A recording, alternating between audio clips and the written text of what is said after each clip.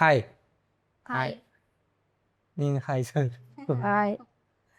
இன்னைக்கு இந்த வீடியோவில் நம்ம என்ன பார்க்க போகிறோம்னா, ப்ரீமியம் ஹேட்ச்பேக் அந்த செக்மெண்ட்டில் இருக்கக்கூடிய கார்களான i20, பலினோ, அல்ட்ராஸ் இந்த 3 கார்களை பற்றி ஒரு டீட்டெயில் டெஸ்ட் ட்ரைவ் எக்ஸ்பீரியன்ஸ் வந்து நம்ம ஒரு தனித்தனியாக வீடியோ போஸ்ட் பண்ணியாச்சு. ஸோ இன்றைக்கி வந்து அதில் ஒரு கம்பேரிசன் வீடியோ. அதில் வந்து நம்ம ஒரு 7 ரெக்குயர்மெண்ட் வச்சுருக்கோம் இல்லையா, அந்த ரெக்குயர்மெண்ட்டில் அதாவது நமக்கான தேவைகளை இந்த 3 காரில் எது அதிகமாக ஃபில் பண்ணுது, நாம் வாங்குறதா இருந்தால் இந்த 3 காரில் எந்த காரை வாங்குவோம் அப்படின்றது தான். இப்போ ஃபஸ்ட்டு வந்து ரியர் சீட் கம்ஃபர்ட். அந்த பின்னாடி உட்கார்றதுக்கு அந்த 3 கார் இருந்துச்சுல்ல, அந்த 3 காரில் வந்துட்டு உனக்கு எது பெஸ்ட்டாக தெரிஞ்சிச்சு? 3 கார்லையுமே எல்லாமே நல்லா தான் இருந்துச்சு. உட்காந்துருக்க இறங்கி ஏறலாம். ஆனால் அந்த வெள்ளை கலர் காரில் மட்டும் இறங்க ஏற பள்ளமாக இருந்துச்சு. பள்ளத்துக்குள்ளேருந்து வர்றது மாதிரி இருந்துச்சு. ஆமாம், அது வந்து i20 கார் கொஞ்சம் வந்து அதோட டிசைனே கொஞ்சம் ஒரு மாதிரி ஸ்லாண்டிங்காக இருக்கும். இந்த பலினா வந்து நல்லா இருந்துச்சு. ஊதா கலர் ப்ளூ கலரில் இருக்குல்ல, அந்த கார் வந்து ஏற இறங்க இப்படி சாயிறதுக்கு எல்லாத்துக்குமே நல்லா வசதியாக இருந்துச்சு. கால் நீட்டவும் கால் நீட்டவும் நல்லா இருந்துச்சு. அந்த அப்படி காயறதுக்கு நல்லா இருந்துச்சு. எல்லாமே எனக்கு அது பிடிச்சிச்சு. அது பலினோ வந்து அம்மாவுக்கு ரொம்ப பிடிச்சிருச்சு. அதாவது அவங்களுக்கு வசதியாக இருந்திருக்கு பின்னாடி. எனக்கு சரி, வசதி அதுதான் இருந்துச்சு. அது நல்லா இருக்கு எனக்கு. உனக்கு எது இருக்கிறதுலே ரொம்ப பிடிச்சிருந்துச்சு? அதாவது பின்னாடி உட்கார்றதுக்கு அல்ட்ராஸ் i20 பலினோவில் உனக்கு எது ரொம்ப பெஸ்ட்டாக ஃபீல் ஆச்சு? எனக்கு ஆல்ட்ராஸும் பலினோவும் ரொம்ப பிடிச்சிருந்தது. பின்னாடி உட்கார வைக்க நல்லா கம்ஃபர்டபுளாக இருந்தது. நல்ல இடம் கிடச்சிது உட்கார்றதுக்கு. டோர் பேடு இருக்கிறதுனால 2 சைடும் கை வச்சு உட்கார்றதுக்கு அந்த ஸ்பேஸ் வந்து நல்ல தாராளமாக இருந்ததுனால அது நல்லா இருந்தது. டோர் பேட் வந்து பலினோவில் மட்டும் இருந்துச்சு. ஆல்ட்ராஸில் வந்து அந்த பேஸ் வேரியண்ட்ல டோர் பேட் கிடையாது. கிடையாது. ஆனால் அது சும்மா ஏதோ பிளாஸ்டிக்கில் வச்ச ஒரு மாதிரி பிளாஸ்டிக் ஒன்று கொடுத்துருந்தாங்க. ஆமாம், அதாவது டோர் பேடு வந்து இருக்கும் எல்லாத்துலேயும். அந்த சாஃப்ட் மெட்டீரியல் இருந்துச்சுன்னா தான் நம்ம அப்படி பின்னாடி நகர்ந்து உட்கார்றதுக்கு நல்லாயிருக்கும். ஸோ அது பலினோவில் மட்டும்தான் இருந்துச்சு. எனக்குமே வந்து எனக்கு ஆல்ட்ராஸில் வந்து 3 பேர் நல்லா தாராளமாக உட்கார இருந்துச்சு. மற்றபடி நம்ம இந்த காலை நீட்டுறது, இந்த தை சப்போர்ட்டு, லெக் ரூம், அப்புறம் அட்ஜஸ்டபிள் ஹெட்ரெஸ்ட்டு இதெல்லாம் வச்சு நம்ம பார்க்குறோன்னா என்னோட ஓட்டு வந்து பலினோவுக்கு தான். எனக்கு வந்து ரியர் சீட் கம்ஃபர்ட்டில் ரொம்ப பிடிச்சது ஆல்ட்ராஸும் பிடிச்சது, பலினோவும் பிடிச்சது. 2ல் எது பெஸ்ட்டுன்னு கேட்டால் பலினோ. ரியர் சீட் கம்ஃபர்ட்டில் ஆல்ட்ராஸ் வந்து 6.1 மார்க்ஸ் ஸ்கோர் பண்ணியிருந்துச்சு. அதில் நம்ம தனித்தனியாக லெக் ரூமு, தை சப்போர்ட்டு, அப்புறம் இந்த விண்டோ ஓப்பன் இதெல்லாம் பார்க்குறோன்னா அதுக்குன்னு தனியாக ஆல்ட்ராஸ்க்குன்னு தனியாக, பலினோவுக்கு தனியாக, i20க்கு தனியான்னு ஸ்பெசிஃபிக்காக வீடியோ போட்டிருக்கோம். ஸோ இதில் வந்து நம்ம ஓவராலாக மார்க் மட்டும் சொல்லலாம். அதே மாதிரி i20 பார்த்தோன்னா 5.5 மார்க்ஸ் ஸ்கோர் பண்ணியிருந்துச்சு. பலினோ வந்து 9.5 மார்க்ஸ் ஸ்கோர் பண்ணிருச்சு. ஸோ ரியர் சீட் கம்ஃபர்ட்டில் வின் பண்ணது கண்டிப்பாக பலினோ. ஓகே, அதுக்கு அடுத்தது வந்து ஹேண்ட்லிங். ஆல்ட்ராஸ் தான் எனக்கு தெரிஞ்சு பெஸ்ட்டாக இருந்துச்சு ஹேண்ட்லிங்கில்.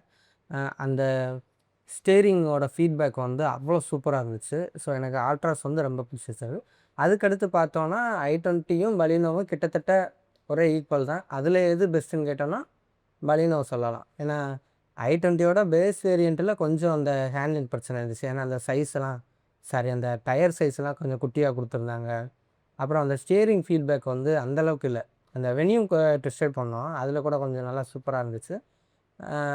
இதில் கொஞ்சம் கம்மியாக இருந்துச்சு. அதே i20 எல்லாம் பார்த்தா சூப்பராக இருந்துச்சு. ஆல்ட்ராஸே பீட் பண்ணுற அளவுக்கு செம்மையாக இருந்துச்சு. ஸோ ஹேண்ட்லிங்கில் எனக்கு பிடிச்சிருந்தது ஆல்ட்ராஸ். ஆல்ட்ராஸ் வந்து நீங்கள் டெஸ்ட் ட்ரைவ் பண்ணீங்க, உங்களுக்கு எது ரொம்ப பிடிச்சிருந்துச்சு? உனக்கு எது? எனக்கு வந்து ஆல்ட்ராஸ் தான் பிடிச்சிருந்தது. நல்லா ட்ரைவ் பண்ணுறதுலாம் செம்ம கம்ஃபர்டபுளாக இருந்தது. சூப்பராக இருந்தது. நான் ஓட்டும்போது எனக்கே வந்து ரொம்ப குஷியாயிடுச்சு. ஓ! அப்படி டர்ன் பண்ணி இப்படி டர்ன் பண்ண அப்படின்ட்டு நல்லா டர்ன் பண்ண அழகா டர்ன் ஆகுது.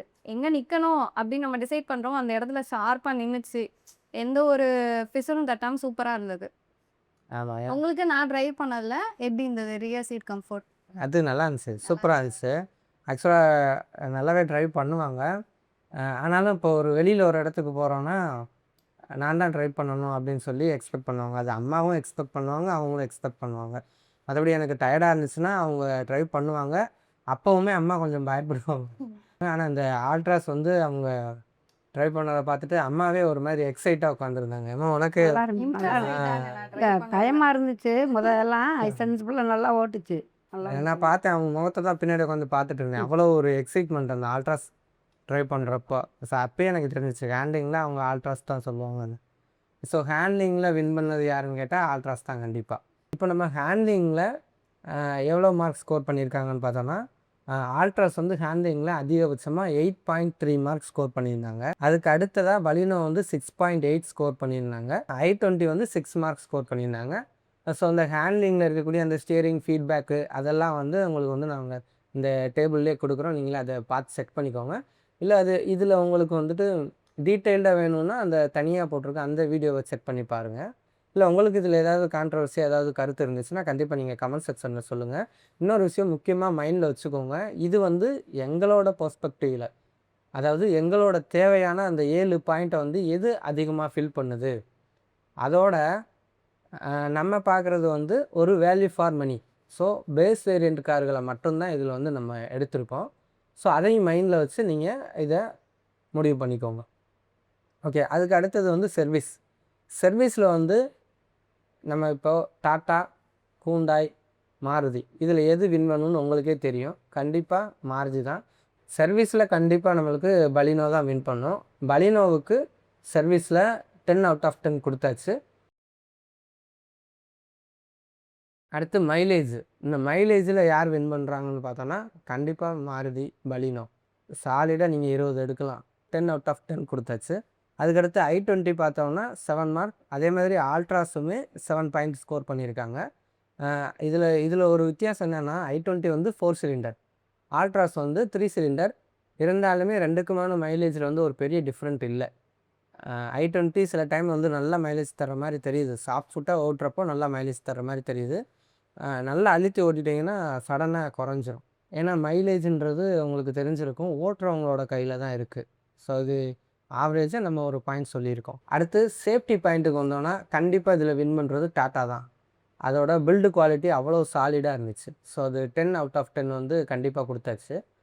அதுக்கு அடுத்த இடத்துல இருக்கிறது வந்து ஹுண்டாயா. இதை கரெக்டாக கேட்டிருக்காங்க, ஹுண்டாயான்னு. எல்லாருக்குமே அதே ஒரு தாட்டு தான் இருக்கும், ஏன்னா அதுக்கு அடுத்த இடத்துல ஹுண்டாய் தான் இருக்கும்னு. ஆனால் இல்லை, ஹுண்டாய் i20 கடைசி இடத்துல இருக்குது.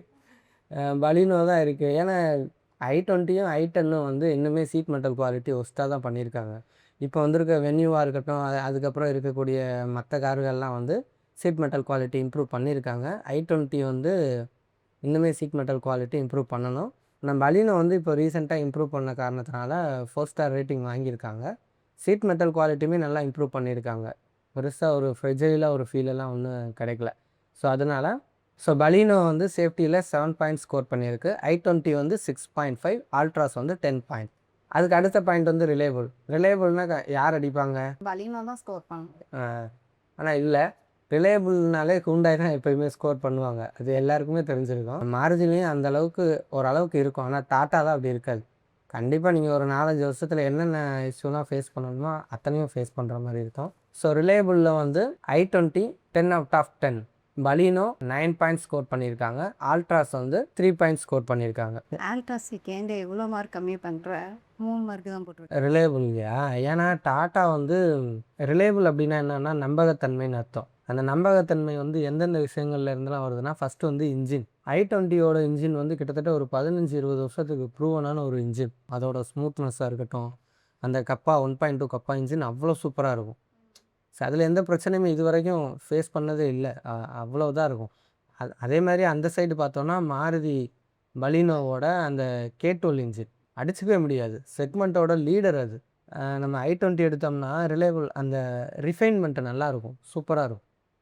ஆனால் மைலேஜ் அந்தளவுக்கு கிடைக்காது. பிக்கப் வந்து ரொம்ப ரொம்ப லீனியராக தான் இருக்கும். இப்போ இதே இந்த மாருதியோட K12 இன்ஜின் எடுத்துக்கிட்டோம்னா அதில் பிக்கப் வந்து அவ்வளோ சூப்பராக இருக்கும். இனிஷியல் பிக்கப்பே நல்லாயிருக்கும். நீ ஆல்ட்ராஸ் ட்ரை பண்ண காலை வந்துட்டு நமக்கு மூவ் ஆகலைன்னு சொல்லியிருந்தேன். ஆல்ட்ராஸ் ஏன் இவ்வளோ கம்மியாச்சுன்னு கேட்டேன்ல. ஸோ அந்த இன்ஜின் வந்து அவ்வளோ ரொம்ப லாங் டைமாக ஒரு 10 வருஷம் 15 வருஷத்துக்கு ஓட்டுறதுக்கான வண்டியா அப்படின்ட்டு நம்ம அந்த டாட்டாவை கன்சிடர் பண்ண முடியாது. ஏன்னா நம்மளே வந்து ஒரு 5 வருஷம் ஒரு கார் வச்சுருந்தோம், அதுலேயே ரஸ்ட் இஷ்யூ வந்துச்சு. அதுக்கப்புறம் நம்ம அந்த பேட்ரி இஷ்யூ அடிக்கடி வந்துச்சு. அதுக்கப்புறம் மியூசிக் சிஸ்டம் ஆஃப் ஆயிடுச்சு. இந்த மாதிரி பிரச்சனைகள்லாம் டாட்டாவில் வந்துக்கிட்டே இருக்கும். ஸோ அதனால் வந்து டாட்டாவை எப்போவுமே நம்ம வந்து ஒரு ரிலையபிளான பிராண்டாக எடுத்துக்கவே முடியாது. அது நல்ல ஒரு சேஃப்டியான கார். ஆமாம், சேஃப்டியான கார், சூப்பரான கார், நல்லா சேஃப்டியான கார். இன்னொன்று ஹேண்ட்லிங்லாம் சூப்பராக இம்ப்ரூவ் பண்ணிட்டாங்க. ஆல்ட்ராஸ்லாம் ஓட்ட ஓட்ட அவ்வளோ ஆசையாக இருக்கு. அந்த இனிஷியல் பிக்கப் தான் இல்லையே தவிர ஒரு அளவுக்கு மேலே அந்த பிக்கப் எடுத்துகிட்டு போச்சுன்னா சூப்பராக போகும். ஆல்ட்ராஸ் அது பலினோ நம்ம டிரைவ் பண்ணும்போது கூட நம்ம ஆக்சலரேட்டர் கொடுக்காமலே கிளச்சில் இருக்கும்போதே நல்லா போகுது, மூவ் ஆகுது. ஆனால் ஆல்ட்ராஸில் அப்படி இல்லை. நம்ம வந்து கால் வச்சு ஆக்சலரேட்டர் மிதிச்சாதான் அது ஏறுது. அதுவும் ஸ்லோவாக தான் ஏறுது. பலினோ மாதிரி ஏற மாட்டேங்குது. ஏற மாட்டேங்குது. ஸோ இந்த மாதிரி விஷயங்கள்லாம் இருக்குது. ஸோ ரிலையபிள்னா இதுதான். அதனால தான் டாட்டா கம்மி பண்ணியிருக்கோம். கடைசி பாயிண்ட் வந்து ரீசேல் வேல்யூ. ரீசேல் வேல்யூவில் யார் அதிகமாக ஸ்கோர் பண்ணுவாங்க? உனக்கு தெரிஞ்சு யார் அதிகமாக ஸ்கோர் பண்ணுவாங்க? ஹூண்டாய் சொல்கிறேன். ஹூண்டாய் இல்லைன்னா பலினோ. பலினோ. அதாவது கண்டிப்பாக ரீசேல் வேல்யூனாலே மாருதி தான். எல்லாருக்கும் தெரிஞ்ச ஒரு விஷயம். ரீசேல் வேல்யூனா மாருதி. அதுலேயும் பலினோவுக்கு இருக்கக்கூடிய ரீசேல் வேல்யூ வந்து டாப்பில் இருக்குது. ஸோ ரீசேல் வேல்யூவில் பலினோ வந்து 10/10 ஸ்கோர் பண்ணியிருக்கு. i20 வந்து 7 ஆல்ட்ராஸ் வந்து 4. ரீசேல் வேல்யூவில் வந்து ஆல்ட்ராஸ்க்கும் ஏன் கம்மி ஆயிடுச்சுன்னு கேட்டால், ஸோ ரிலேபிள் இருந்தால் தான் ரீசேலே வரும். எந்த அளவுக்கு ரிலேபிளாக இருக்குது, எந்த அளவுக்கு லாங் டர்மாக வண்டி ஓடுதோ அதை கன்சிடர் பண்ணி தான் ரீசேல் வேல்யூ வந்து கிடைக்கும். ஸோ அடுத்து ஓவராலாக எவ்வளோ மார்க் ஸ்கோர் பண்ணியிருக்காங்கன்னு பார்த்தோன்னா, பலினோ வந்து 62.3 அவுட் ஆஃப் 70 ஃபஸ்ட் இடத்துல இருக்காங்க. i20 50.5 அவுட் ஆஃப் 70 செகண்ட் பிளேஸில் இருக்காங்க. அதுக்கடுத்து ஆல்ட்ராஸ் வந்து 43 அவுட் ஆஃப் 70 தேர்ட் பிளேஸில் இருக்காங்க. ஓவரால் பர்சன்டேஜ்னு பார்த்தாலுமே பலினோ வந்து 89% வந்து நம்மளோட ரெக்குவயர்மெண்ட், அந்த 7 ரெக்குவயர்மெண்ட்டில் 89% வந்து ஃபில் பண்ணியிருக்கு. i20 வந்து 72% ஃபில் பண்ணியிருக்கு. ஆல்ட்ராஸ் வந்து 61% ஃபில் பண்ணியிருக்கு. டெஃபினட்டாக வின்னர் வந்து பலினோ தான். இந்த பேஸ் வேரியண்ட்டில் கண்டிப்பாக வந்து வின்னர் வந்து பலினோ தான். உனக்கு முடிச்ச கார் தான் இந்த இதில் வந்து வின்னர் ஆகிருக்கு. பலினோ.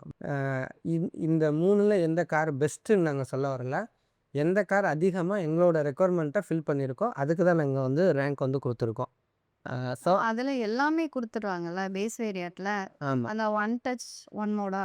அதாவது மற்ற 2 கார்களில் இல்லாத விஷயங்கள் இதில் என்னன்னு கேட்டால், one touch window open or close வந்து பேஸ் வேரியண்ட்லேயே கொடுத்துட்டாங்க.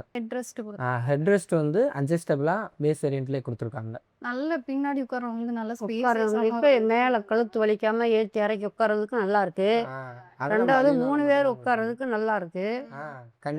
கால் இப்படி கால் நீட்டுறதுக்கும் நல்லா இருக்கு. மடக்கினாலும் நல்லா இருக்கு. ஏறுறதுக்கும் இறங்குறதுக்குமே நல்லா இருக்கு. நல்லா இருக்கு.